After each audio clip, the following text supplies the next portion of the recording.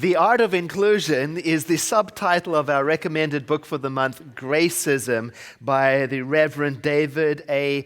Anderson. And for those people who are just joining us, as a quick recap of what we've been talking about all month, I'm turning to the words of Reverend Anderson, which you can look up on YouTube. He's quite wonderful to watch. And he says that racism is when a person speaks, acts, or thinks negatively about someone solely based on their color, class, or culture. That's negative.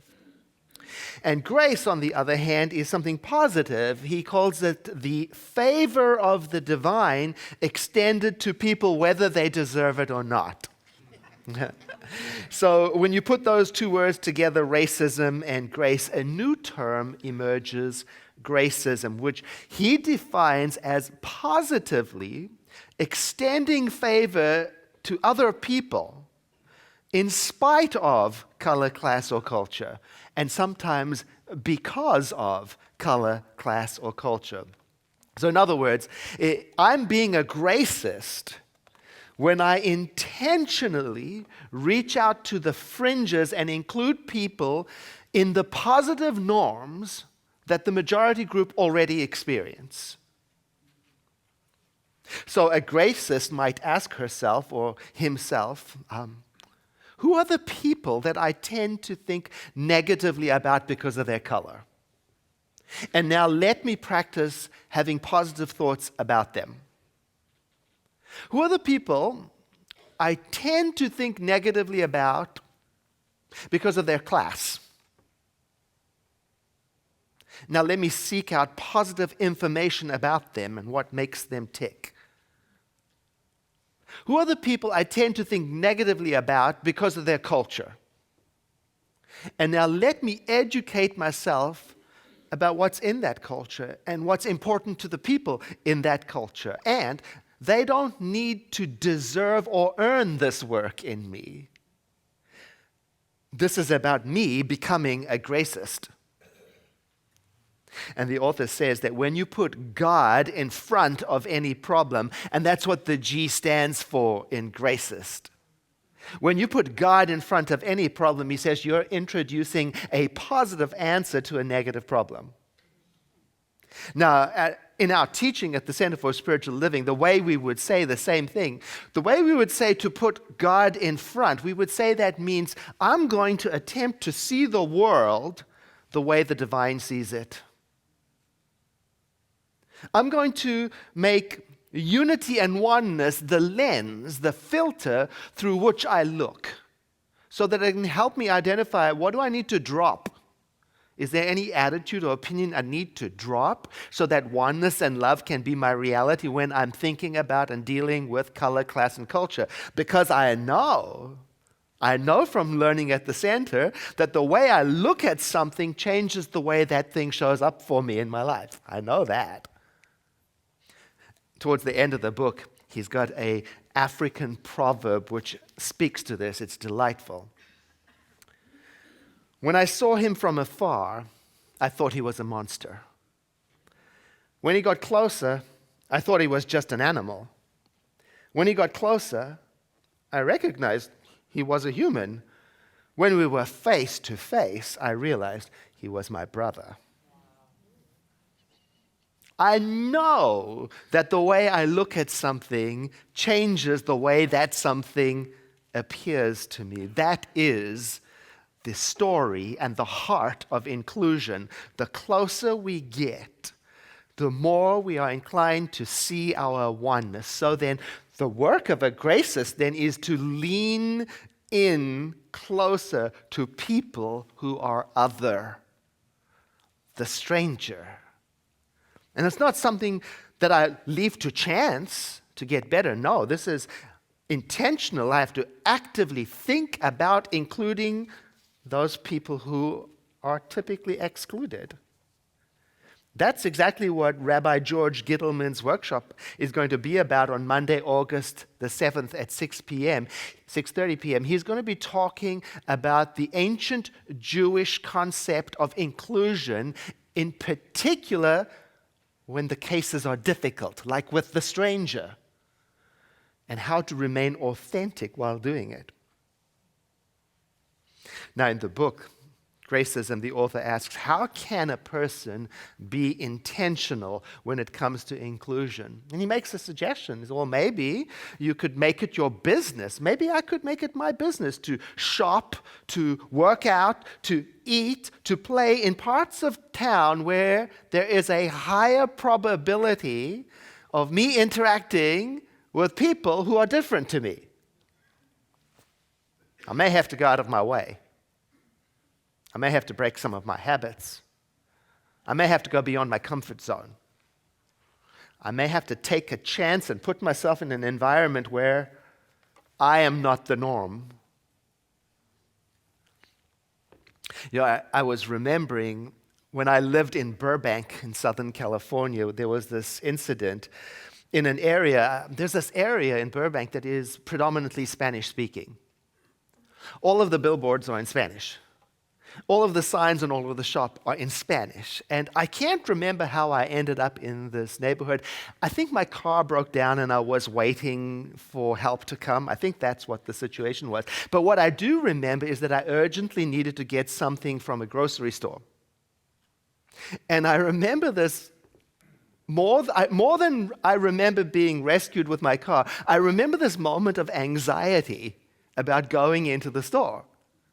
Because everyone going in and out was speaking Spanish. And at the time, I knew very, very little Spanish. And I realized at that moment I had always taken for granted the ease and universality of me going into a store and getting what I wanted. Just walk in and talk. I expect to be understood. I expect to be served. I expect to be helped. But in that moment, I had a sense of what it might be like on the fringe. And you know, I remember I just wished somebody would have reached out, just with a gesture, even with a smile, reach across that difference zone. And it also got me to thinking, do I do that enough? Do I reach out the hand of friendship across the bridge of difference? Do I do that? And in all seriousness, a field trip to a market that serves a community that is different to the one you are used to isn't a bad place to start when you want to broaden your horizons. Here in Santa Rosa, we have them. Asian markets, Mexican grocery stores, all sorts of things where you can go and you may find yourself interacting with people who speak a language that is different to you as their first language in your own town. Have you ever judged anyone negatively based on their ability to speak your language? I have. I was remembering an incident in college. I was in the elevator going to class, and at the next landing, a young lady got into the elevator, and I said to her, "Which floor?" being polite. And she looked at me in a moment of panic, and she said, "Fine, thank you." You know, and I realized she was struggling with my language, so I smiled at her and judged her silently. You see, because in my young mind, what came up were these stereotypes about immigrants in my country. And in my young mind, I associated difficulty with my language with being uneducated. I mean, we just got to confess, right? What I didn't realize, though, was that she was a visiting professor from Portugal who had been invited to the university because of how brilliant she was in some sort of exchange program. And she was going to speak at the very class I was going to. She was going to be interpreted as she commented on the intricacies of Portuguese classical poetry. I mean, I realized in the moment, to her, I must have seemed like the idiot. Right? It's all perspective. I had looked at her through my assumptions. It would have been better for me to assume that divine intelligence is animating this person who is stepping into the elevator with me, and that the ride in the elevator was an opportunity to bask in the presence of the divine. That would have been better. I heard a preacher once say, and this has been said many times before, the preacher said, if Jesus the Christ walked into this church, we would gladly turn over the ministry to him. That is, if we recognized him. Because if we were looking through the filter of our assumptions of color, class, and culture, he might not be acceptable. We might not notice him even. I mean, if we have preconceived ideas of what spiritual is and what right is, we might be turned off if his skin was too dark, or if he spoke Aramaic, or if he criticized the government, or if he was poor. We might say to each other after a few sermons, we don't come here to hear this talk about politics. We want an uplifting message. And the music should be good. And the parking should be easy. And it should be in English. This is America.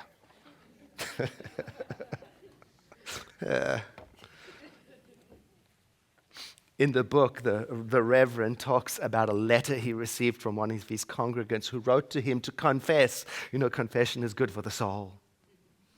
She confessed that she was waiting in line. She was going on a flight with Southwest Airlines. Now, if you've flown Southwest Airlines, you know what it's like. You've got a lineup. There's A group, and there's the B group, and the C group. Then you have to find on your ticket which group you are in. And not only that, you have a number assigned to you. It determines where you're going to stand in this line. It can be even confusing for seasoned travelers. Anyway, a Spanish-speaking family showed up with several children, and clearly they didn't know how this all worked together. They couldn't figure it out. And because no one apparently could speak enough Spanish around them, they were wandering around trying to communicate and standing here and there. And the woman watching admits that she started to feel irritated with the family because these various stereotypes about immigrants were popping up in her mind. And she admits, I just wanted them to go away or figure it out. She was negatively judging them based on culture. But then in a moment of grace, she remembered she had been studying racism in her church. And she remembered the invitation to reach out the hand of friendship across the divide, to support, to lift up, to stand with, to speak for people who historically have been left out or excluded. And suddenly her heart was filled up and she knew what she had to do. So she looked around and she saw just in front of her there was an empty space in the line, and she tapped the mother of the Spanish-speaking family on the shoulder, and using what hand gestures would work and a few words in Spanish, she indicated that the family could stand there in front of her, and she writes, the expression on the mother's face was one of such relief and gratitude, and she teared up like she was about to cry, which embarrassed the writer of the letter because she realized she had waited too long. She also remembered that learning to be a gracist, we fall sometimes. It takes time, it takes courage, and we have to be vigilant, and we've got to pay attention to the things we typically disappear and we are irritated by, and we have to speak up for people who can't speak up for themselves. On 60 Minutes, there was a story, perhaps you saw it, about white rhinos in South Africa. And these are a protected species in danger of going extinct. And it seemed to the rangers that they were reducing in numbers. It looked like they were being poached, killed off one by one. The rangers couldn't figure it out. Who was killing these rhinos?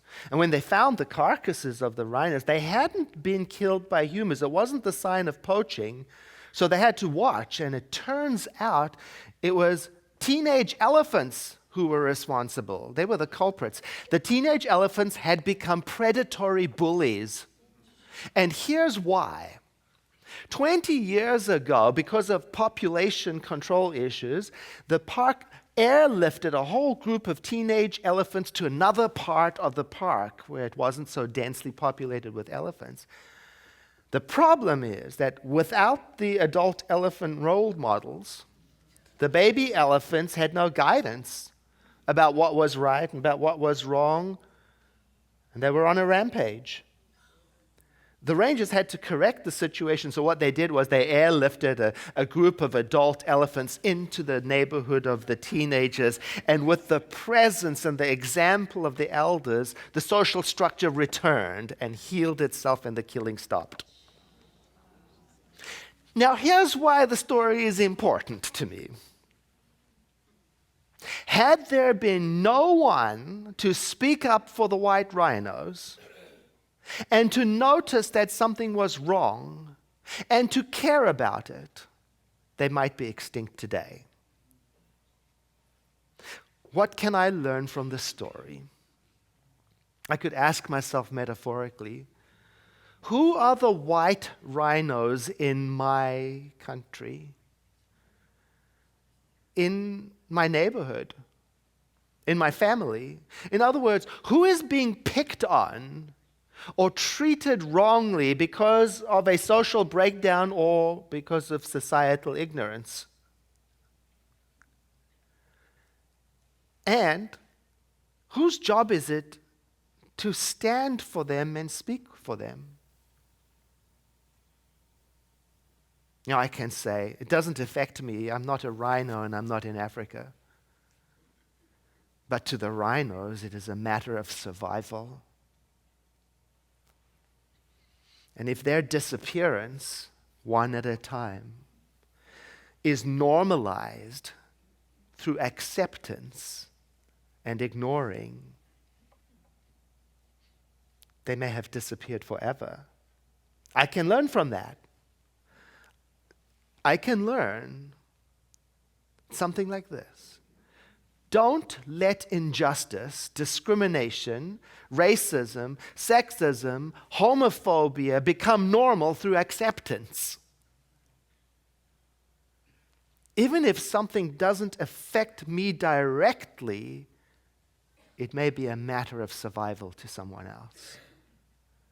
And I know that what I allow, what I go along with, I am perpetrating. And I know that what I accept into my consciousness as normal creates this reality. So this week I'm asking myself some tough questions. I invite you to consider it for yourself. I'm asking, who are the marginalized people in my life? In my mind? I've got to be very honest about it. Who do I assign a lesser status to? Who do I object to? Who bothers me? Who do I have less tolerance for? Maybe you'll ask yourself the same thing. Is it the poor? Is it the less educated? Was it single people with all their issues? Is it people who are divorced? Is it the gays? Or is it the heterosexuals? Or is it the transgender military heroes? Or is it a particular color that is challenging to me? Or what religion offends me? What culture brushes me up the wrong way? What opinions do I have about them? When it comes to color, class, and culture, where am I bothered? Because, that's the first step. Get a little more honest with myself in the privacy of my own mind, because that's the starting point for the next step. Let me then educate myself about the color, class, or culture I have a problem with by looking for sincerely and trying to understand what is important and meaningful to that culture, class, or color. Let me lean closer and closer enough to them that I realize they aren't strangers. They're my siblings.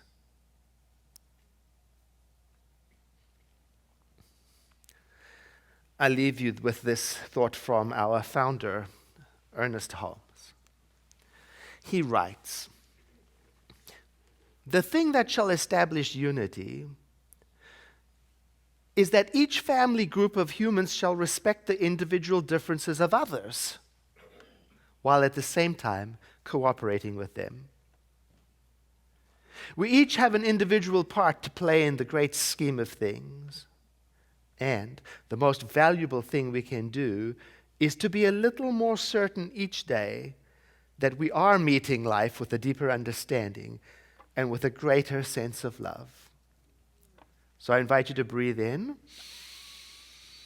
and exhale, letting your eyes close if you wish, so we may enter into a moment of prayer in which each one of us, according to our own way and understanding, acknowledge that one life, the divine, that is everywhere present. We call it the mind of creation, or the mind of God itself, the eternal, immortal, endlessly present presence of our life, from which we draw our being. We are understanding through this prayer that we are that, made from it. We are channels for its expression. And so by way of this prayer, then, we are dropping everything in our thought that inhibits the free flow of the love of the universe through us. An affirmation emerges, it rises up in us that says, "The great love which I now feel for the world is the love of God. And it is felt by and comes back to me from all. I understand all people better through this love. And this understanding is reflected to me from all through this love. The love of the divine in me allows me to give friendship easily and effortlessly. It allows me to experience friendship. The awareness of the divine within me allows me to help, and therefore I experience help. I lift up, and therefore I am uplifted. And it becomes clear to me now. I am surrounded by the all love. I am established in the all love. I am one with the love of the universe." This word of prayer that I speak resonates deeply with me, and it allows to emerge a sense of gratitude. I'm remembering that the word of prayer I speak is acted upon by spiritual law. I know that as it is spoken, so it is established in me. And so there is a sense of expectation and gladness that from this moment on, I am clearer about my ability to drop barriers and to embrace the world. For this I do give thanks. And together we say, "And so it is."